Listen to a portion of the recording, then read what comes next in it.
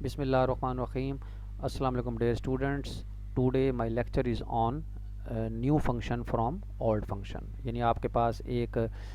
old function आपको दिया हुआ है, आप उसी फंक्शन से आपने एक नया फंक्शन बनाना है शिफ्टिंग करके, जिसको हम कहते हैं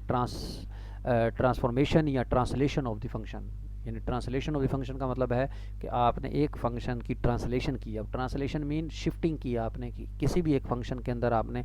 उस टोटल फंक्शन में कांस्टेंट ऐड करके या कांस्टेंट सब्ट्रैक्ट करके या उसकी डोमेन के अंदर आपने कांस्टेंट ऐड करके या कांस्टेंट जो है वो सब्ट्रैक्ट करके उस फंक्शन को शिफ्ट करना है। ग्राफ उसका बिल्कुल सेम होगा,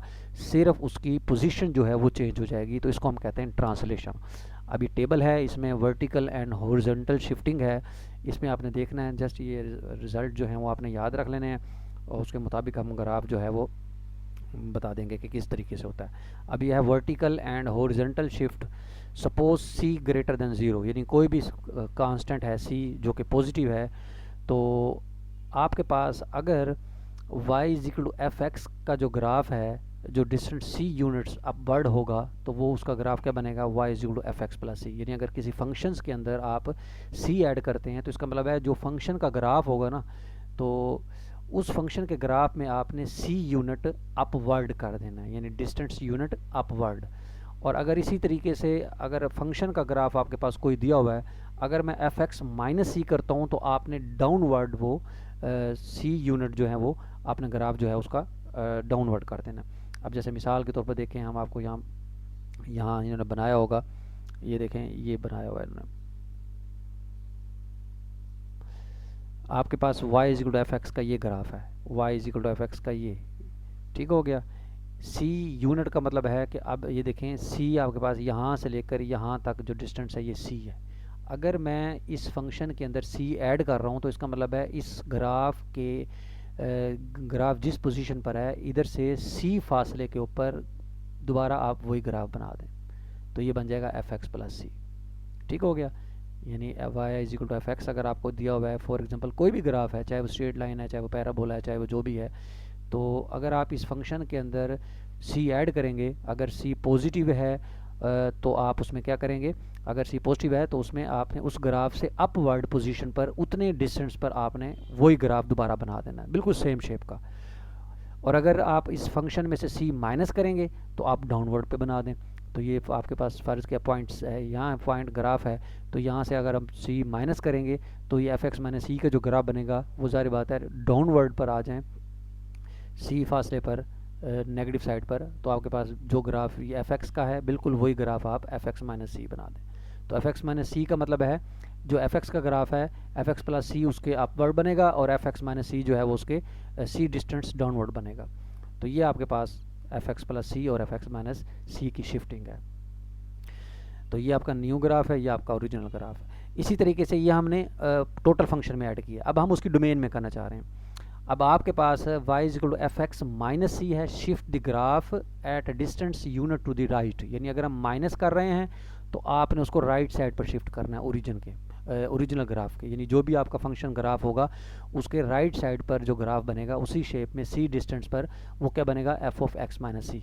और अगर हम बनाएंगे एफ ऑफ एक्स प्लस सी तो ये शिफ्ट ग्राफ होगा ओरिजिनल ग्राफ के सी यूनिट्स टू दी लेफ़्ट, यानी अगर जमा कर रहे हैं तो लेफ़्ट साइड पर शिफ्ट हो जाएगा और अगर माइनस कर रहे हैं तो राइट साइड पर जो है वो शिफ्ट हो जाएगा। तो जैसे देखें यही ग्राफ आपके पास बना हुआ है, y is equal to f x, ये अगर c डिस्टेंस हम राइट साइड पर जाएंगे तो f of x minus c का ग्राफ बनेगा बिल्कुल सेम शेप का, और अगर हम लेफ़्ट साइड पर जाएंगे तो एफ ऑफ एक्स जो आपके पास ओरिजिनल ग्राफ है तो उसी में क्या करेंगे, एफ ऑफ एक्स प्लस सी कर देंगे, तो वो उसके लेफ़्ट साइड पर ग्राफ चला जाएगा। तो ये इसकी चार पोजीशंस आपके पास हमने हैं कि आपके पास ओरिजिनल ग्राफ है तो उसमें अगर हम c फासले को अपवर्ड पर शिफ्ट कर दें, यानी c यूनिट हमने शिफ्टिंग किया, डिस्टेंस लिया,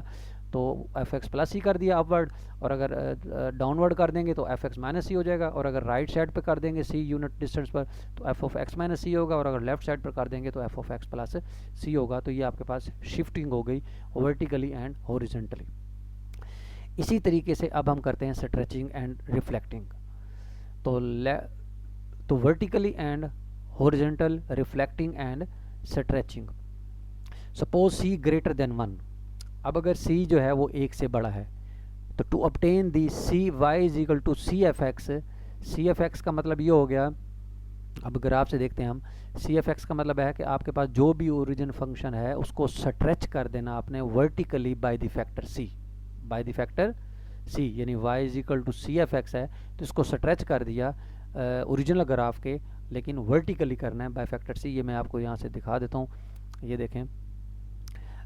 y इज इक्वल टू आपके पास ये है एफ एक्स, ठीक हो गया, तो वर्टिकली स्ट्रेच कर दिया इसको, इसी एक से बड़ा है ना, तो बिल्कुल उसी तरह स्ट्रेच का मतलब है कि थोड़ा सा आपने उसको ये इधर से, ये देखे जहाँ से बेंडिंग हो रही है यहाँ से थोड़ा सा उसको कंप्रेस भी कर दिया, थोड़ा सा कंप्रेस भी कर दिया, तो ये ग्राफ जो है वर्टिकली स्ट्रेच हो गया, तो इसका ग्राफ बनेगा y is equal to c f x. फिर आ जाता है y is equal to 1 over c f x, shrink the graph y is equal vertically by the factor c। तो अगर आपके पास c है फैक्टर है, तो अगर y is equal original graph है तो हमने 1 ओवर c जब किया तो वो वर्टिकली श्रिंक हो गया। तो इसका ग्राफ देखें, ये देखें, ये ग्राफ ओरिजिनल था y इक्वल टू x, तो इसको श्रिंक किया, यानी जहाँ बेंडिंग हो रही थी तो उसको थोड़ा सा एक्सपेंड कर दिया आपने, तो इसे हम कहते हैं श्रिंक कर दिया हमने, तो ये ग्राफ ये आ गया y is equal to 1 over c, यानी 1 ओवर c करेंगे तो जारी बात है वो फैक्टर डाउनवर्ड हो जाएगा, और अगर c कर रहे हैं तो जारी बात है वो अपवर्ड बनेगा, लेकिन थोड़ा सा उसको हमने स्ट्रेचिंग की है और श्रिंकिंग की है। उसके बाद आता है y is equal to f of c x, अब हमने पहले बाहर मल्टीप्लाई किया, अब हम उसकी डोमेन के अंदर कर रहे हैं, तो y is equal to c x shrink the graph f x horizontally by the factor c. अब वो वर्टिकली था, ये हम क्या कर रहे हैं, हॉरिजॉन्टली कर रहे हैं, तो y इज इक्वल टू अगर f ऑफ x है तो हमने क्या कर दिया, y is equal to f c x जो होगा वो जाहिर बात है इस साइड पर चला जाएगा, यानी जैसे यहाँ अगर मैंने c माइनस वन लिया तो वो इधर नेगेटिव साइड पर आ गया, ठीक है, ये इस साइड पर आ गया, और अगर बाहर करूँगा तो वो इधर आ जाएगा, यानी y is equal to minus c x कर दिया तो या 1 ओवर सी एक्स कर दिया, तो ये आपके पास ये फंक्शन आ गया। इसी तरीके से जैसे y is equal to x over c है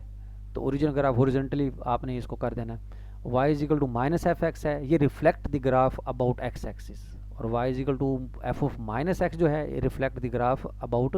y एक्सिस, यानी एफ ऑफ माइनस एक्स होगा तो ये रिफ्लेक्ट होगा y एक्सिस के अबाउट, और अगर y is equal to minus f x होगा तो रिफ्लेक्ट होगा अबाउट x एक्सिस। तो ये देखें, ये आपके पास ग्राफ है, अगर एफ ऑफ माइनस एक्स है तो रिफ्लेक्ट अबाउट y एक्सिस हो गया, और अगर माइनस एफ एक्स है तो अबाउट x एक्सिस रिफ्लेक्ट हो गया, यानी ग्राफ की शेप जो है बिल्कुल सेम एज हो जाएगी, ठीक हो गया। लेकिन इसको हमने देखें, यानी एक साइड पर है, ये वाली साइड जो है मतलब ग्राफ की ये शेप, ये जब इसको हम रिफ्लेक्ट करेंगे तो ये इधर आके जारी बात है ये वाली साइड इधर लेफ्ट पर आ जाएगी और ये वाली साइड राइट पर हो जाएगी, क्योंकि जारी बात है ये अब इधर से आप देख रहे हैं तो ये लेफ्ट पर है, ये राइट पर है, जब ये रिफ्लेक्ट होगा अबाउट वाई एक्सिस तो जारी बात है ये जो लेफ्ट है वो राइट हो जाएगा, जो राइट है वो लेफ्ट हो जाएगा। तो इसी तरीके से जब इसको हम रिफ्लेक्ट करेंगे अबाउट एक्स एक्सिस तो वो y is equal to minus f x बनेगा, तो वो जाहिर बात है रिफ्लेक्ट हो जाएगा, तो ये शेप बिल्कुल ऐसे अबाउट एक्स एक्सिस रिफ्लेक्ट होगा, तो ये शेप एज इट इज़ आ जाएगी और ये शेप भी एज इट इज़ आ जाएगी, बस ये अपवर्ड की तरफ है, ये डाउनवर्ड हो जाएगा, यानी पैराबोला अगर अपवर्ड की तरफ अपवर्ड है, ओपन अपवर्ड है तो वो डाउन अपवर्ड हो जाएगा, और अगर डाउन है तो वो अप हो जाएगा। तो इस तरीके से आपके पास ये रिफ्लेक्टिंग और स्ट्रेचिंग होती है इसके अंदर। तो ये इसमें ये अपने पॉइंट ज़हन में रखने सारे कि आप डायरेक्ट आपके पास कोई भी फंक्शन दिया हो तो आप उसको वो पूछ सकते हैं कि आपने इसकी रिफ्लेक्टिंग या स्ट्रेचिंग जो करनी है वो किस लिहाज से करनी है।